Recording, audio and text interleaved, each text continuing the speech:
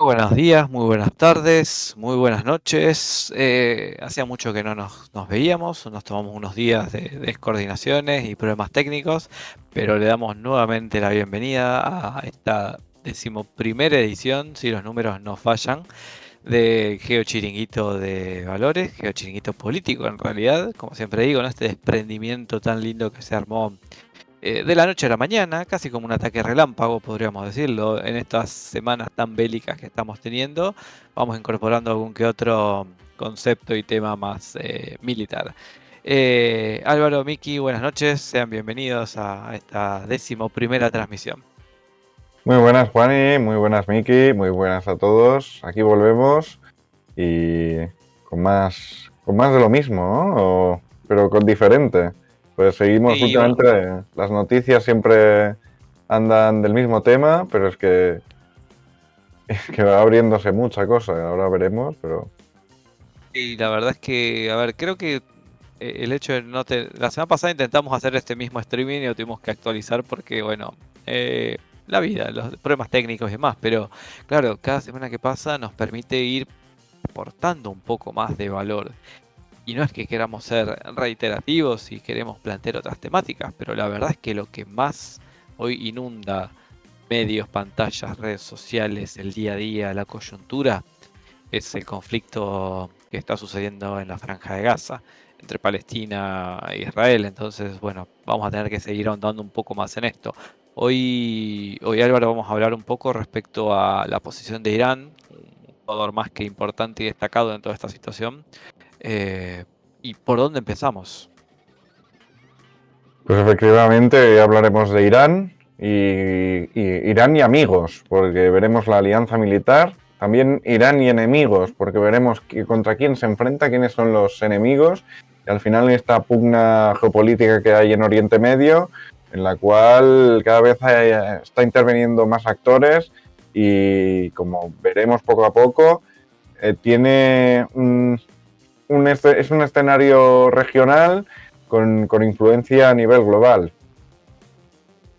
Bien, veremos un poco también eso, cómo está distribuido a nivel del mapa y creo que ya con la siguiente pantalla vamos a empezar a ver, ¿no? Quiénes están de un lado, quiénes están del otro, quiénes están con quién y qué relaciones tienen entre cada uno de ellos. Exacto, y sin más preámbulo, pues pasamos directamente a ver quiénes son los miembros, de quién vamos a hablar, ¿no? Quiénes van a ser los protagonistas. Primero de todos, obviamente, Irán, que El ejercería... anfitrión, el dueño Sí, de casa, por decirlo de alguna manera, ¿no? sería el anfitrión, el líder, el que ha creado toda esta idea, la idea del eje de resistencia, esta alianza militar no oficial. Recordamos que no es que haya un documento escrito, sino que es algo fáctico que se ha creado a lo largo del tiempo. Recordemos esa Irán de 1979, la revolución islámica, suben al poder los ayatolás y crean esa República Islámica de Irán, y la cual ha dado mucho en general en lo que es Oriente Medio, y ha ejercido pues presiones y ha creado la forma de tener su propia esfera de influencia, de estar metido en varios países, de tener aliados muy fuertes como los que veremos. Y bueno, qué decir más, es simplemente el líder, del que sale todo, de financiación, apoyo, reconocimiento incluso, y sería el jefe, por alguna forma decirlo. El Además, segundo, por lo que vemos, claro, vemos tres banderas de países, ya lo y dos desarrollaremos, ¿no? Pero que... tenemos dos que no son países.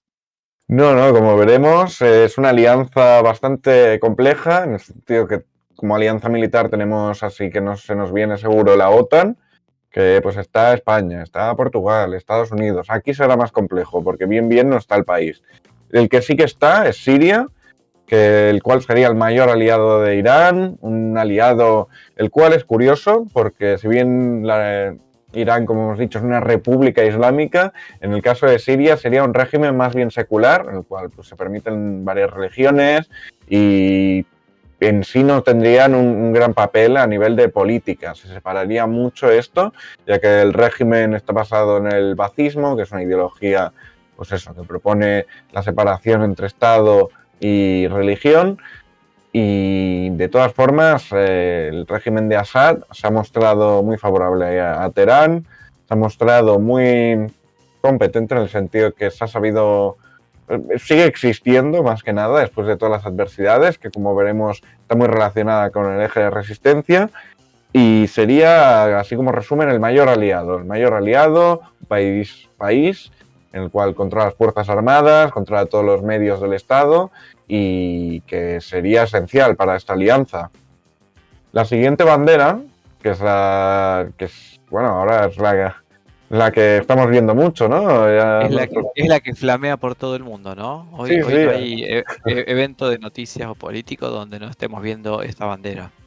Hoy en día la estamos viendo en telediario, en la calle, en todos lados. Es el tema actualidad, pero hoy no vamos a hablar del Estado de Palestina, sino que hablaremos de la Franja de Gaza, porque si bien recordamos esa separación entre Cisjordania y Gaza, pues la alianza estaría principalmente en Gaza, por ese grupo, el cual también se está oyendo hablar mucho, que es Hamas, el cual estaría auspiciado y apoyado por Irán, como se ha visto en los últimos movimientos, en el cual Irán se ha mostrado, se ha puesto muy firme en cuanto a la defensa del régimen de la Franja de Gaza, y si bien sería el grupo al que apoyan, pues también iría separado en lo que es Palestina. No solamente sería aquí, sino que también pondría cierto apoyo dentro de lo que es la Yihad Islámica Palestina, lo cual también nos sonará de estos ataques, estas escaramuzas que ha habido. Y además de esto, bueno, incluso en los grupos izquierdistas, grupos más socialistas, seculares, grupos así que no tendrían nada que ver con los anteriormente dichos, también tendrían cierto apoyo, aunque no tanto. Serían los grupos que serían más presentes en Cisjordania que en la Franja de Gaza, pero bueno, como vemos al final, Palestina jugaría un papel clave en esta alianza. Y aquí ya terminamos lo que son los países, porque ya los miembros aquí pasarían a ser organizaciones. La siguiente, la bandera amarilla, sería la del grupo Hezbollah. Igual la bandera no suena, pero lo que es el nombre sí, lo hemos oído hablar también. Ese grupo que controla la zona sur del Líbano, es decir, que hace frontera con Israel. Ese grupo que ha estado protagonizando ciertos enfrentamientos y que se está hablando de que podría intervenir Irán por ahí. Ahora incluso se está diciendo que Irán podría intervenir directamente, pero Hezbollah, recordemos que es un grupo que, como que parezca una organización de andar por casa, ni mucho menos. Es un ejército muy preparado, mucho más que el que hemos visto en Hamas, mucha mejor tecnología, mayor presencia en la zona, con más soldados, mejor preparados, con más experiencia, y es un actor sin duda que el cual es esencial ya no solo para el conflicto Israel-Palestina, sino para todos los conflictos en Oriente Medio. Es una forma en la cual Irán puede intervenir de una manera u otra en Líbano, en Siria y en muchos otros sitios. El último, que bueno, no es una bandera exactamente, sí, ¿no? Es como un estandarte, nos iríamos directamente a Yemen, nos iríamos directamente al grupo de los hutíes, el cual ha estado muy presente en la guerra civil yemení y que están haciendo una resistencia muy fuerte, la cual obviamente está apoyada por Irán, también por los otros grupos, pero principalmente por Irán, quien puede poner dinero, armamento y todo lo que necesitan para una guerra muy cruda, la cual ya llevan varios años, que estaría liderando en esa región, en esa zona sur de la península arábiga, contra Emiratos Árabes y Arabia Saudí y sus proxies en la zona. Al final es un grupo que, aunque parezca poca cosa, ¿no? Porque no tiene ni la bandera, que ya dices, uy, ¿qué habrá pasado aquí? Pues juega un papel fundamental en esa zona que es colindante con el mar y con todo lo que sería el Cuerno de África. Muy interesante por eso, sería extenderse mucho y que a Irán le interesa. Al final, aparte de estos que vemos aquí, estos 5 que serían los principales. También tenemos otros actores, sin desmerecerlos ni mucho menos, porque pueden ser esenciales para poder dominar Oriente Medio. El primero serían las fuerzas de movilización popular, que estarían situadas en lo que es Irak. Muy importante, no olvidemos que en los 90 eran enemigos, Irak-Irán, tenían esos enfrentamientos tan crudos que ya entonces cambiaron la geopolítica de Oriente Medio, y que hoy lo tenga a su favor es un claro indicio del potencial que está adquiriendo Irán a nivel regional. Además de esto, que no se queda aquí, nos podríamos ir a Bahrein, donde las brigadas al-Muqtar, entre otros grupos, que serían una corriente chií, pues haría una especie de oposición al gobierno que estuvo muy presente durante la primavera árabe, y que aún sería un grupo a tener en cuenta en un país en el que tampoco hay muchos partidos políticos ni movimientos, o sea que tendría un protagonismo dentro de esta oposición organizada. Además de Oriente Medio, nos podemos ir a otros países que igual de primeras parece que no tienen nada que ver, pero incluso ahí tiene influencia el régimen iraní, como es el caso de Afganistán, con el Hezbollah de Afganistán, el cual también serían una especie de milicias que actuarían como partido político, pero no mucho. Principalmente serían milicias en un país que, bueno, todos conocemos el conflicto de Afganistán. Desde hace ya un tiempo podríamos calificar de indefinido, porque llevan en un conflicto eterno desde el 79, si no me equivoco.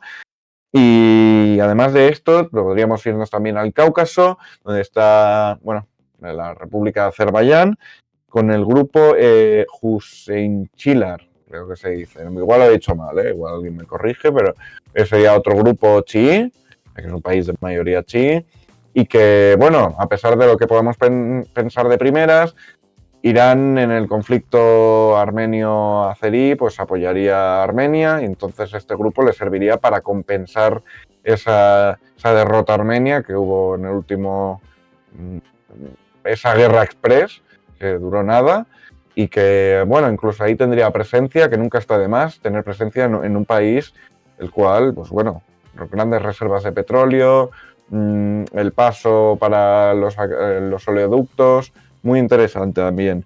Y por último, así a mencionar, pues tendríamos en Pakistán incluso, que llegaría hasta el subcontinente indio, hacia ese país muy importante, en el cual también tendría su milicia chií, que sería Liwa Zainevi-Young. Son nombres difíciles, entendemos que son complicados. No la tenés muy fácil realmente. Pero bueno, a ver, Álvaro, cuando empieza a hablar, no Pakistán obviamente por ser país, pero todos estos grupos, ¿se los puede catalogar como grupos terroristas? ¿O el mote de terrorista en realidad es la denominación, por decirlo de alguna manera, del lado de los aliados? No sé cómo decirlo. Claro, yo entiendo dos definiciones en cuanto a la definición de terrorismo. La primera, que sería la legal, que eso sí que es básicamente porque lo dice tal. O sea, sería como el reconocimiento de un país, que básicamente es porque lo dice alguien, porque una autoridad, porque Estados Unidos, Rusia, China, la Unión Europea y todos los países de África te reconocen, pues eres un país. Pero si nadie te reconoce, pues no. Un poco sería eso. En el caso del terrorismo, al final vemos como hay grupos muy similares que se reconocen unos como que sí y otros como que no, que eso ya obedecería a intereses. Y luego la segunda, que a mí me parece la más fiable, sería la de los grupos que a través de técnicas de terror quieren imponer su agenda política. Que no sería tan bien definido, ¿no? Porque entraría en matices, pero sí, me parece la más correcta, porque al final no dependes tanto de intereses geopolíticos, sino de acciones. Bien. Y en este caso, pues depende dónde sí, depende dónde no.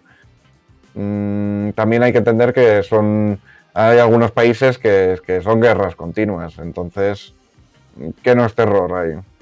Toda la política está basada en terror, entonces también es difícil. En otros casos no, como hemos visto el último ataque de Hamas, pues sí, obviamente eso es un ataque de terror, pero en otros sería más gris.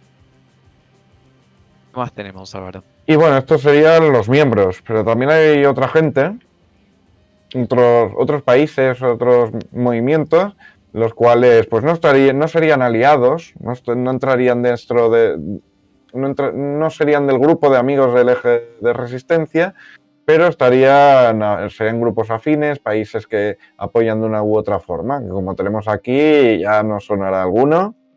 Son como esos familiares que siempre están invitados, aunque nadie los invite, ¿no? Exacto, están ahí por si necesitas algo, hola, buenas. Y efectivamente son los que no pueden faltar. Al final, como veremos aquí sí que tenemos banderas oficiales Sí, ahora y sí. muy reconocibles. La primera, sobre todo, ¿no? Con esos movimientos que han habido en el este de Europa, que nos tenían tan preocupados desde ya hace mucho tiempo, en principio parecía que no, que es la Federación Rusa, la cual, pues bueno, ¿qué podemos decir de esto? En cuanto al eje de resistencia, su mayor acción ha sido en la guerra civil siria, la cual ha sido imprescindible esa ayuda para mantener al régimen de Assad, si no, no habría Siria como la entendemos hoy. Y aparte de esto, pues sí que estaría interviniendo en otros conflictos, pero principalmente ese, que ya es suficiente, ¿eh? Que ya con solo este apoyo. Y además de esto, pues como veremos después también esos conflictos que se entrecruzan, Rusia-Ucrania. Bueno, Rusia depende mucho también de Irán para el tema de armamento, de esta drones. semana esta semana se habló mucho del tema Rusia, ¿no? Porque incluso hasta planteando de que esta situación es un poco o podría ser una estrategia rusa de distracción en función de los resultados o cómo le está yendo con la guerra de Ucrania, ¿no? Se habló bastante de que, ok, analizo a través de Irán un poco de conflicto para quitar el foco y que el resto de países que están contra Rusia Hmm. puedan tener que realocar sus fuerzas en otro foco de problema, en otro foco de guerra. Sí, lo único que, claro, por ejemplo, si bien en el caso sirio es muy claro, en el caso palestino-israelí, Rusia tendría una posición tibia, en el sentido de que es más cercana a Palestina, pero realmente tiene mucho interés en Israel porque muchos de los judíos que pertenecen a ese pueblo israelí son de origen ruso. Entonces también hay cierto interés en mantenerse un poco esa solución de dos estados. Y que también defiende la solución de dos estados es el siguiente, la República Popular China, la cual, si bien no ha participado mucho directamente, tampoco es un país en el que veamos meterse mucho en el fango, en el sentido de meterse en un tipo de diplomacia, un tipo de hostilidades muy claras. Lo que sí que ha conseguido mucho, que es súper importante para el eje de resistencia, es ese acuerdo, esa normalización de relaciones con Arabia Saudí. Arabia Saudí e Irán, que parecían enemigos ad eternum, pues consiguió que se dieran la mano, que hubiera ciertos movimientos amigables, como es el caso de reabrir la embajada saudí en Siria y otros casos que parecen pequeños detalles, de hecho lo son, pero ya nos dicen mucho ese cambio en Oriente Medio, en esa guerra fría que tenían montada entre estos dos países y que cambia todo. Entonces, sigue siendo un conflicto, pero mucho más pequeño y que se puede desvanecer todo gracias a China y esa mediación que tiene mucho un componente geopolítico y geoestratégico para entender la región clave.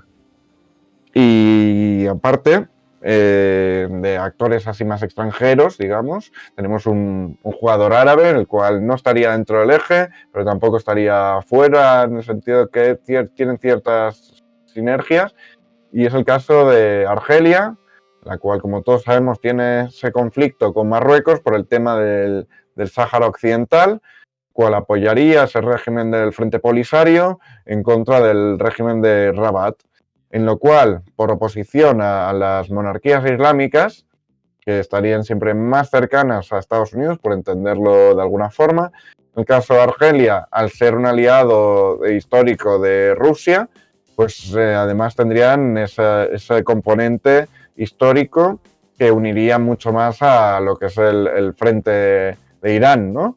Que le serviría mucho y que no son aliados, pero sí que pueden serlo en lo que es ese conflicto en particular. También un actor importante es el caso de Venezuela, el cual cada vez hace movimientos más curiosos, porque lo vemos aquí del lado del eje de resistencia, pero lo podemos ver con Estados Unidos por el tema del petróleo. Al final es un país que es muy importante hoy en día, lo va a ser más y cada vez más, porque cada vez hay menos petróleo para explotar y tiene grandes reservas. O sea, un actor muy importante para ellos y que estaría ligado por ese antiamericanismo.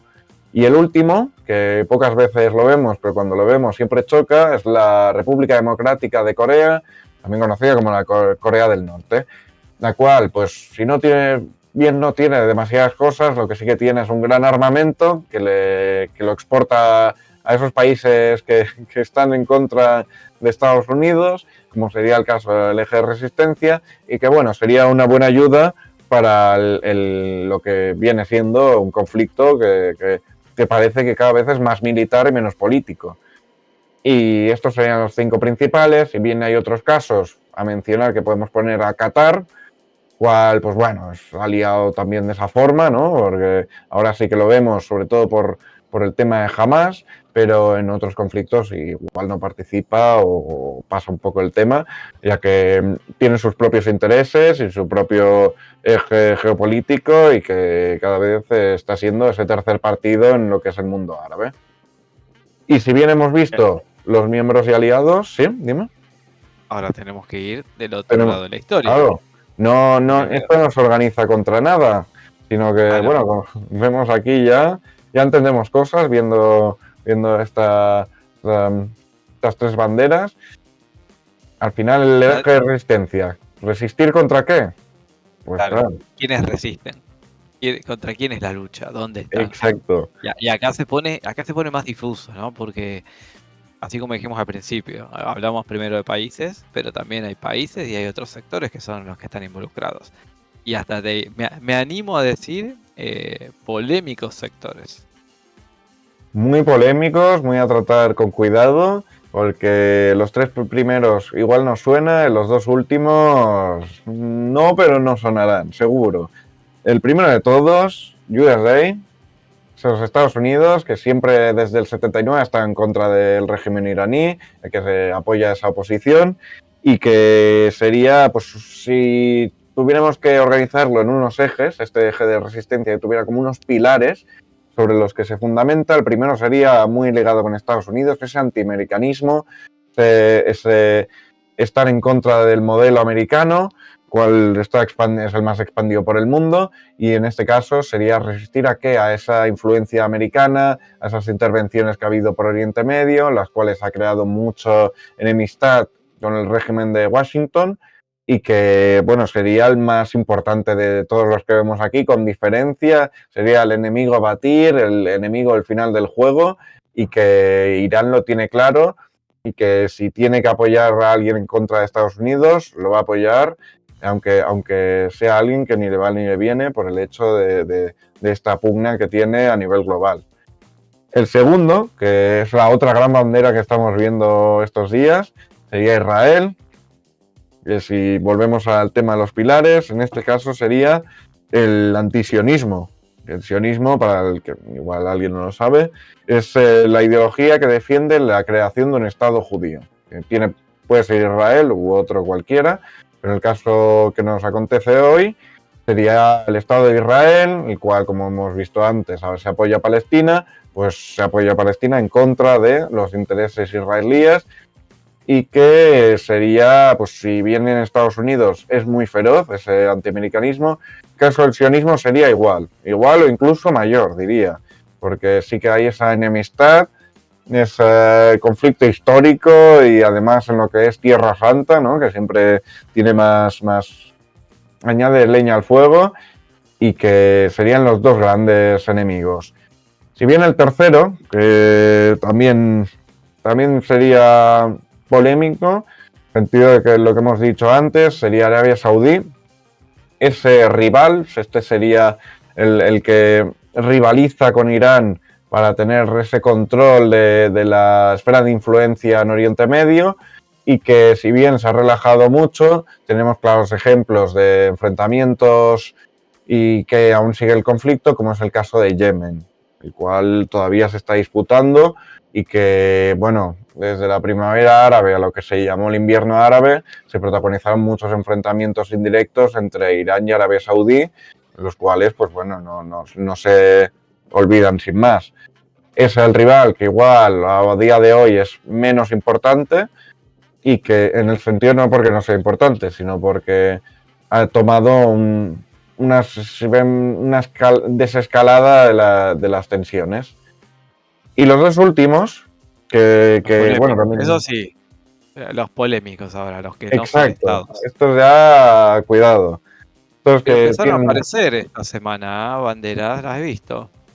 Sí, esta shahada, que sería este lema en árabe, que estarían muchas banderas, las veríamos en muchas, pero algunas se repiten. Empezamos por el primero, que sería Afganistán, pero el régimen talibán, el régimen que se implantó hace poco y que, bueno, ¿qué podemos decir de ese conflicto que parece que ha terminado, pero no? Llevan décadas así y que sería un enemigo en el sentido de que han tenido muchos enfrentamientos a nivel de frontera, por ejemplo, han tenido algunos enfrentamientos que, ojo, que podía haber llevado a más, lo que los talibanes tienen demasiados problemas para meterse ahora con un gigante como es Irán y que estarían estableciéndose más en la región, aunque por el tema de ser islámicos los dos, pues pueden tener ciertos acercamientos, aunque de momento por principios, ya que unos defienden un tipo de Islam y los otros otro que no tiene nada que ver, sería difícil ese acercamiento y de momento pues estaría más en la conflictividad que en otra cosa. Y por último, que tenemos es una bandera, pero representa muchos movimientos alrededor del mundo, que no vamos a mencionar porque son muchos, sería todo lo que sería el salafismo, que sería esa corriente que suele estar muy ligada con el yihadismo y que sería una corriente del Islam muy conservadora, muy tradicionalista y que chocaría totalmente con aquello que se defiende desde Teherán. Aunque pueda parecer un poco lo mismo de primeras, nada que ver.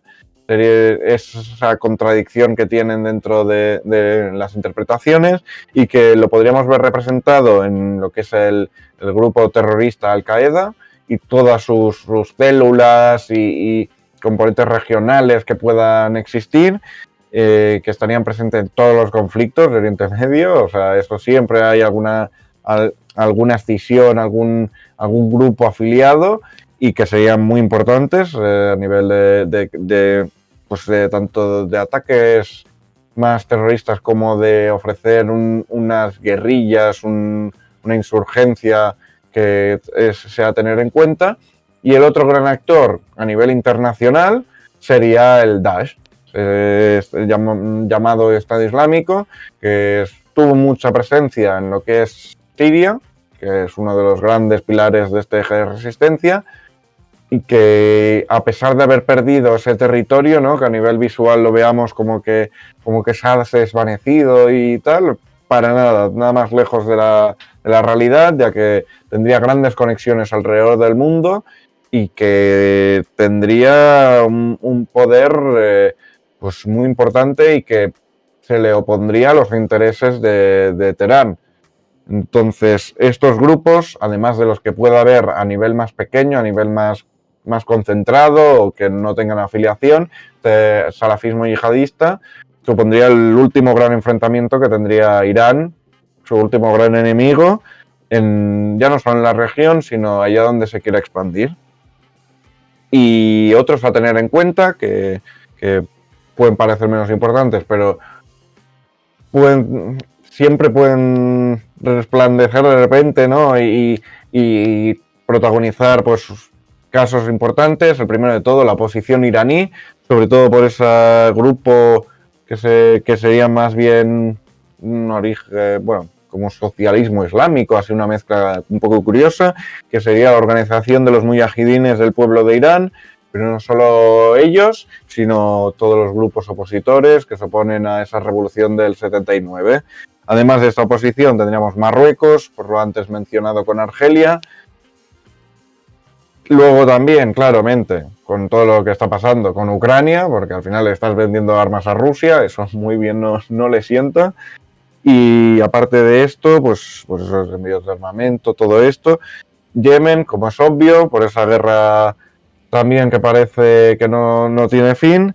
Y también podríamos mencionar a la oposición siria, que sería otro de esos grupos que no son los únicos, los aquí mencionados, pero sí los más importantes y que sin duda para el régimen iraní, el régimen de los ayatolás, supondría grandes obstáculos para tener esa hegemonía en el Oriente Medio, poder alzarse como una potencia regional y intentar llegar a algo más, e instalar ese modelo de los ayatolás, incluso expandirlo a otros países si fuera necesario y deseable.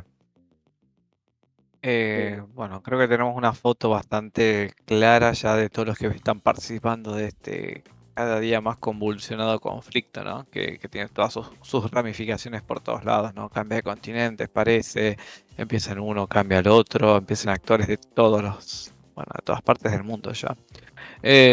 No sé realmente qué terminaremos hablando la semana próxima, pero seguramente esto va a continuar, así que muy claro la presentación, Álvaro. Creo que tenemos bastante bien visto todos los participantes. Si no nos queda más, si no nos queda ninguna otra cosa, agradecerles a todos por haber estado aquí en el stream. Como siempre a Miki, con sus manos cada vez más mágicas, que trata de contagiarnos. Y bueno, algún que otro problemita técnico hace que no podamos avanzarlo, pero ya nos vamos a emancipar de Miki un poquito. Así que nada, Álvaro, muchas gracias. Muchas gracias a todos. Miki, muchas gracias y los invitamos a todos a seguirnos en redes. Quedamos en contacto con todos. Agradecerles como siempre su participación, sus comentarios, sus likes, follow, subscribe, bueno, todas las palabritas lindas que tienen las redes. Y nos veremos en la próxima edición de Geo Chiringuito. Que estén bien.